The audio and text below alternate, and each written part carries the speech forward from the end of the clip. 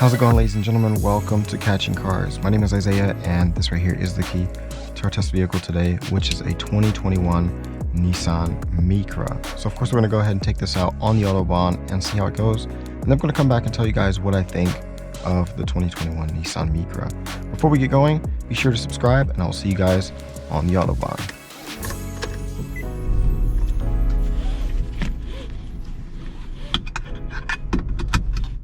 We're on the Autobahn now with the 2021 Nissan Micra. We're going to go ahead and launch it, see what it does, and then I'm going to come back and give you guys my impressions.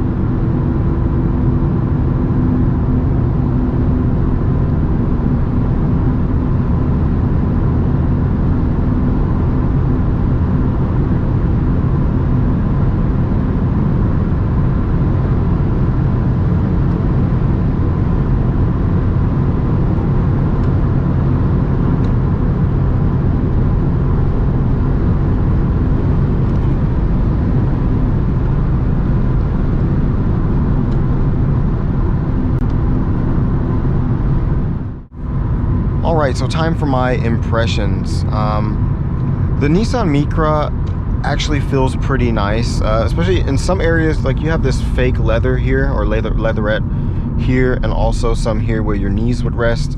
And in this color, it really brightens up the cabin a bit. It's only that one piece there in that color, but I believe you can choose and option out the vehicle to your liking. So that's honestly pretty good. Also, the steering wheel, even though this one in this trim is not leather wrapped, it feels pretty sporty. I like the grips, the 9 and 3 bolsters, and it just feels very sporty in the hand.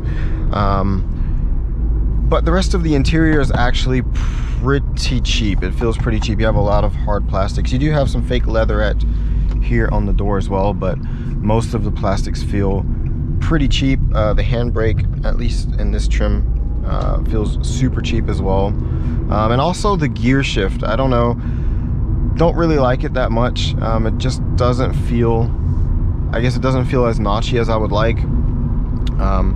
Just not really a progressive shift with this 5-speed manual, which is also a thing.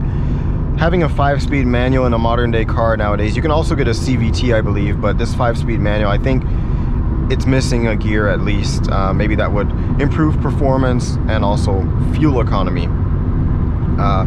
They used to come with with manual windows in the rear. Now you can actually get, you know, power windows in the rear at least. And there is enough space in there to carry 4 people, at least, you know, for shorter trips. Especially me, I'm not that tall, so I have my seat up pretty far to the front, so there's enough room back there for some adults as well, at least for a short journey. Another positive is definitely the sound system, the standard sound system. It actually sounds fairly decent. You also get like this bass boost feature, which will enhance the bass a little bit. Of course, it's not a super high quality sound system, but for a standard vehicle, or the standard sound system in this car, I think it's fine. I think you can also option out or option in a Bose audio system with some speakers in the headrest as well. So overall, not a bad car, but definitely not my top pick in this category. So we're going to go ahead and end the video there, and I will see you guys in the next one. Be sure to subscribe, and